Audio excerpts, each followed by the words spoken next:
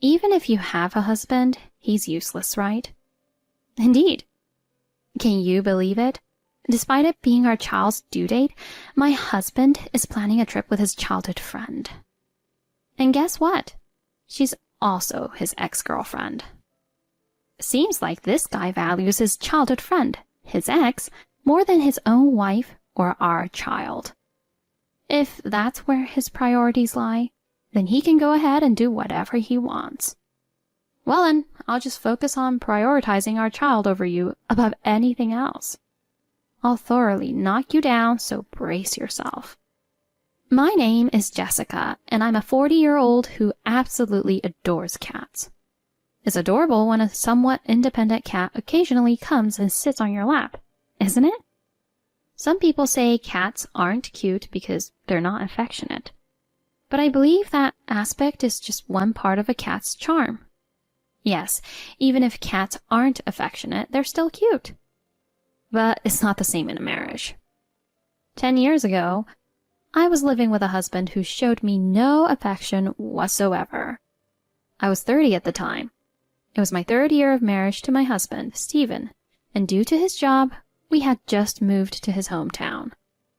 I was pregnant, and at the height of my happiness. Or so I thought.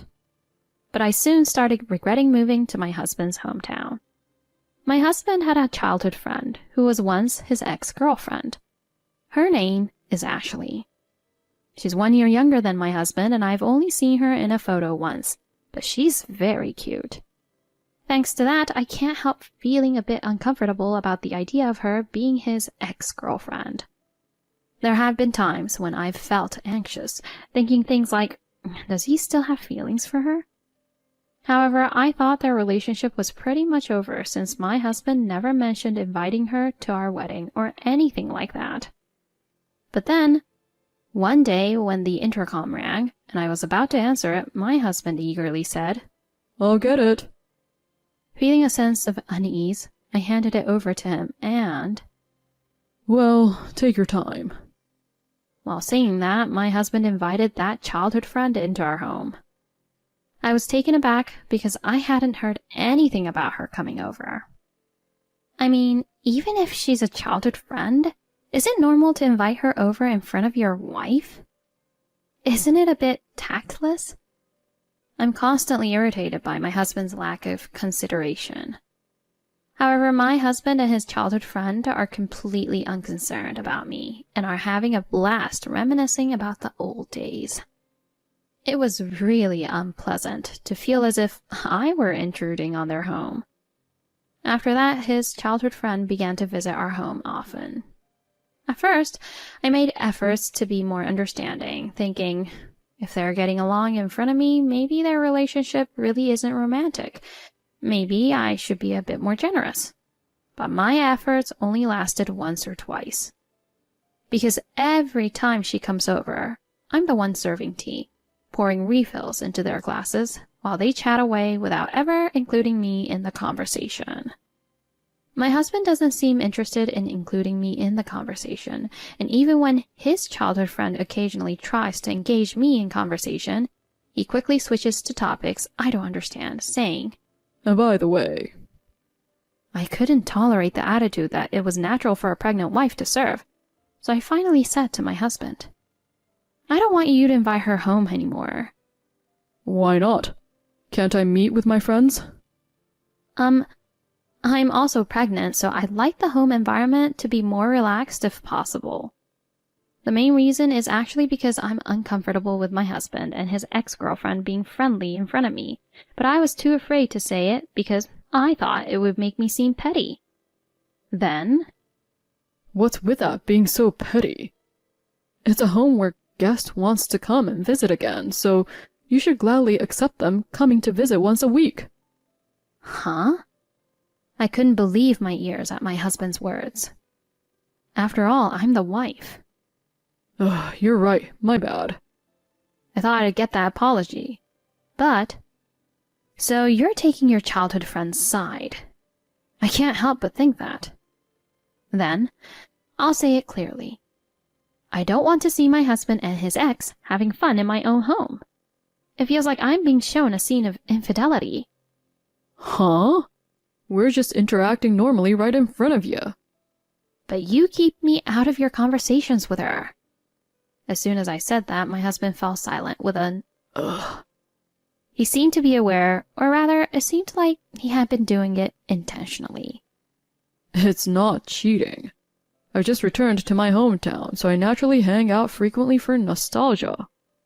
I'd understand if you bumped into each other on the street and decided to hang out next time. But you're the one who invites her to come over every time, aren't you? It's normal if she's a friend. You've never invited a male friend over to our house before. That's because that's just how it is with Ash.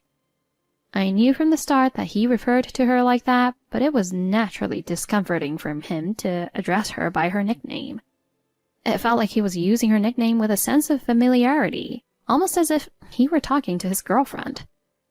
Sorry, yeah, I might have gone too far. I'll reflect on it. I won't invite her over anymore. Really? Yeah, so cheer up. Okay. As my husband said this, he hugged me and patted my head. Even this gesture felt rushed, as if it were just a perfunctory task. Is it my bad personality that makes me feel this way? It felt like there was no sincerity in it. And later, this hunch would come true. Since that discussion, my husband started coming home later and later. Feeling suspicious, I asked my husband, "Why have you been coming home late lately?" And then, Huh? I'm just going to Ashley's house. Huh? Hey, don't get it twisted. Just talking, it's not cheating. Why would you go out of your way? You told me not to invite her over, right? I'm just keeping my promise. I was left speechless by this unexpected turn of events. In essence, my husband's rationale was that since I said not to invite her over, he would just go to her place instead. Even though I couldn't comprehend it. By fulfilling my wife's wish, I'm being a good husband, right? He said with a smug grin, albeit jokingly. But it wasn't funny at all. Hey, why do you want to see that girl so badly? Because she's my childhood friend. Is that really all? I know better than that. I know you've been calling her late at night. Meeting up, talking on the phone. There's no need for that much conversation. Isn't there some other reason? What other reason could there be? For example, maybe you still have feelings for her? As I said this and glanced at my husband, his face visibly tensed. What are you talking about? That's ridiculous. He was clearly unsettled. This reaction only confirmed that my accusation was spot on. Enough. I retreated to my room in tears. My husband kept repeating, I want to talk. But I ignored him and went to sleep. Tomorrow is supposed to be our due date. I wonder what will become of us as a couple. Will we be able to welcome this child as husband and wife? With these worries weighing heavily on my mind, the next morning arrived. As I woke up, I heard commotion at the front door. What's going on? I wondered as I headed towards the door, only to find his childhood friend standing there. Beside her was a suitcase, and for some reason my husband was also carrying a suitcase to the front door. What are you doing? To my question, Oh, Jessica. he said, turning back to me seemingly nonchalant. I'm going on a trip with Ashley now. What? I didn't hear anything about this.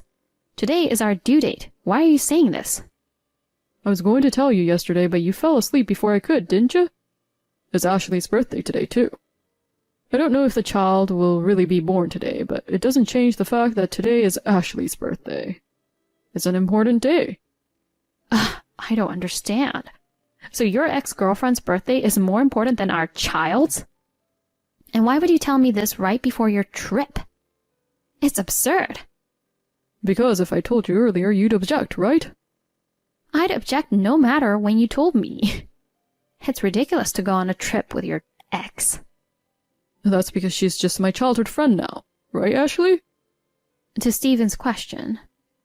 That's right, there's really nothing going on. Ashley laughed. There's no way I can believe that. Cancel the trip. Who's more important, your child, whom I've been carrying, or your childhood friend over there? Oh, don't be selfish. It's a waste to cancel, so I can't do that. Being flatly refused by my husband was shocking, and tears welled up in my eyes involuntarily. Even if it's the due date, it's the wife who gives birth, so even if he's there, he won't be of any help, right? Once the child's born, I'll take him to the hospital immediately. Certainly. Saying that, both my husband and childhood friend laughed. Ignoring my objections, they left the house, saying it was time for the train. Unable to endure the mistreatment, I collapsed at the entrance and cried for hours. Feeling anxious about being alone so close to giving birth, my in-laws who lived nearby came to the house. From then on, I started preparing for childbirth, but there were no signs of labor. In the end, our long-awaited daughter Sophia was born 1 day later than the due date. It seems my husband, who had been informed of the birth by my in-laws, had returned from his trip just in time. Oh, she's born! Congrats! My husband said with a smiling face. And strangely, right next to him, "It's my first time holding a baby," Ashley said excitedly. "There's no way I'd let you hold my child." An unknowing nurse tried to hand the baby over to my husband. My husband also happily said, I'm the dad. Reaching out to pick up the baby. Huh? Who's that? As I said that, my mother intervened and took the baby from the nurse. My husband received cold glances from both his parents. Huh? My husband exclaimed in a foolish voice. Mom, bring that out. And my mother took out a piece of paper from my bag and handed it to my husband. Huh? Oh, what's this? Divorce papers? That's right. In response to my husband's stunned expression, I responded with a firm attitude. Saying I'm daddy so easily, huh? Shameless beyond belief. A man who goes on a trip with his ex on his daughter's due date has no right to call himself a father. If that's the kind of father she'd have, she's better off without one. Up until now, I alone had to endure it, but now my children will be involved. I don't want to do that. So I'm getting a divorce.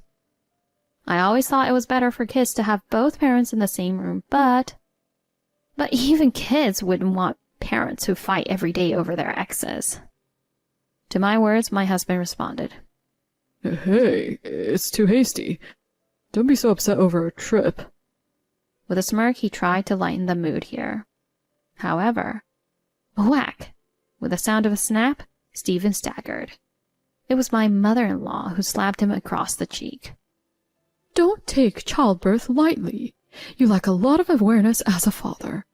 If Jessica had been alone when she went into labor, there could have been a chance she might have lost her life.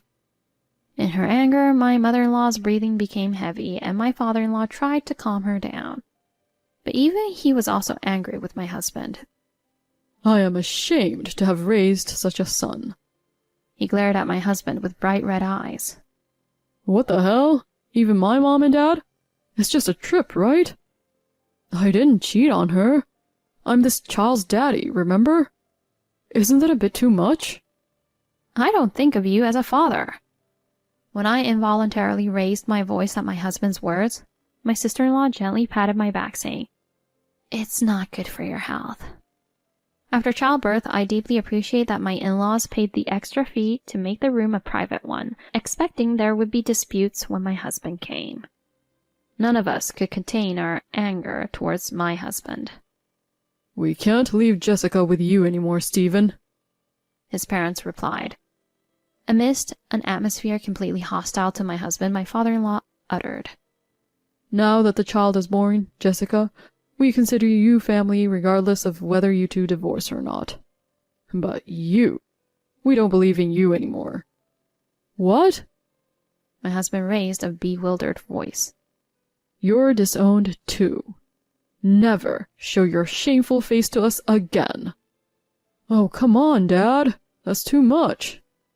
We're tired of you not understanding the gravity of the situation.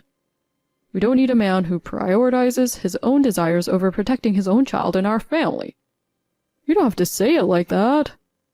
Not just you, Dad, but Jessica too. We've only been married for a few years, you know. I've even talked to my colleagues about having kids. I don't want to lose my family like this, especially not at a time like this. Rethink this. Even after all this, you're still selfish. Don't you care about losing your family? I don't know, did you ever really see me and our child as part of your family? Well... Upon hearing my words, my husband glanced briefly at Ashley. You still love her, don't you? Why don't you start over? You can marry her instead, couldn't you? At that moment, my husband's eyebrows twitched, showing a moment of hesitation. He might not be entirely opposed, but perhaps he was considering how Ashley felt. However... What? Wait, Jessica, I assure you, I have absolutely no interest in him anymore. I was just a middle schooler when we dated, and I admired older boys back then. I really don't see Steven as a man anymore, not even a tiny bit. My husband, stunned, his mouth agape, was frozen in disbelief as Ashley spoke with unwavering clarity. Besides, I was just proposed to by my boyfriend the other day. Huh? My husband seemed taken aback by this revelation, his face going from pale to even paler, standing there in utter shock, apparently unaware of this development. Wait, did you mention a boyfriend? To me? I didn't ask, but... Huh? You didn't ask me. You're not even family, so why bother telling you? You have a boyfriend, and yet you went on a trip with me? I thought we had mutual feelings. Well, you're married, and neither of us sees each other in a romantic light. Besides, it was my birthday, so you treating me to the trip was actually a win-win, right? And plus, my boyfriend is away on a business trip, so I couldn't see him anyway. My husband was aghast at Ashley's words, which were so reasonable. Indeed, for her, my husband was just a childhood friend, and this trip was simply him being her wallet. You could tell that Ashley had absolutely no interest in you, but you still liked Ashley, didn't you? That reaction. My husband was speechless when questioned by me. Seeing that, Ashley said, Well, that's troubling, with a genuinely disgusted expression. Because I felt like we were like family. If you saw me in that way, Steven, I'll stop being friends. Seriously, gross. Ashley said with a straight face, leaving my husband in tears. Oh, he was a sight to see. Ashley left with a simple, see you. No one could bring themselves to speak to my pitiful husband. Most troubled of all would have been the nurse. I just brought your child here in this atmosphere. Seemed like she wanted to ask, what should I do? Well, I understand now. It wasn't infidelity, but... Anyway, I'm going to divorce. Please pay child support. My husband did not reply to me as I spoke, unable to contain my laughter. Or rather, I don't think he could. My sister-in-law pulled my husband, who was stunned and groaning, and locked him out of the hospital room. Afterwards, for a while, my husband... I don't want to be alone. It wasn't cheating, so please forgive me. He cried and resisted the divorce, but I proceeded with the divorce without giving any room for negotiation.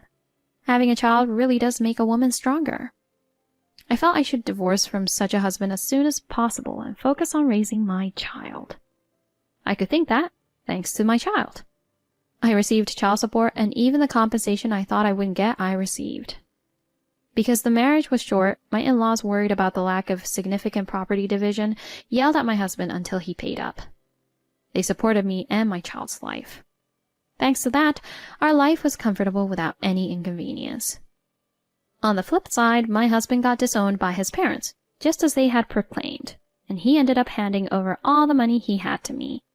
He had a job, so he quickly found a place to live. But it seems he lost his standing at work. My husband was hiding the fact of our divorce at work. He seemed to be pretending to be a great dad, actively involved in parenting, as if he had a family. However, he was frequently spotted buying a single portion of lunch at the convenience store. Somehow, the divorce was discovered. In the office, he seemed to have become quite uncomfortable being recognized as the guy who pretended to have a family. Among the female employees, "He's delusional, isn't he?" I thought he never had a wife in the first place. Such rumors spread, and people treated him completely like a loser. Even my husband has to pretend. I left my wife, he apparently said.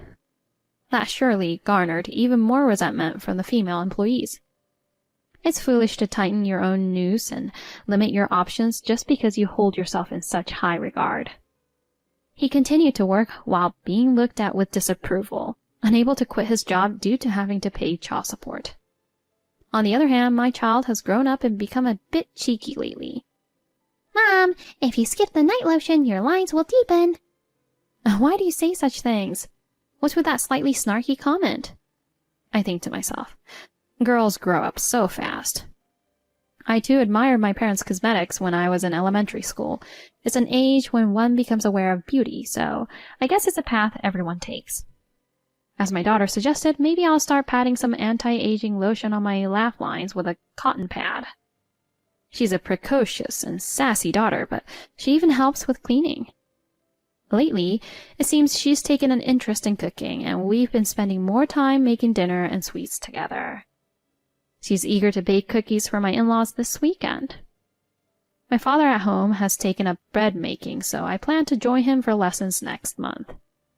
When I first decided to become a single mother, I was really anxious. Could I really make my child happy? I worried about whether I would make them feel lonely or impoverished. But looking back, there's been far more support for my child, far more love for them to grow up with than when I was living with my husband. Some still say it's better to have both parents together.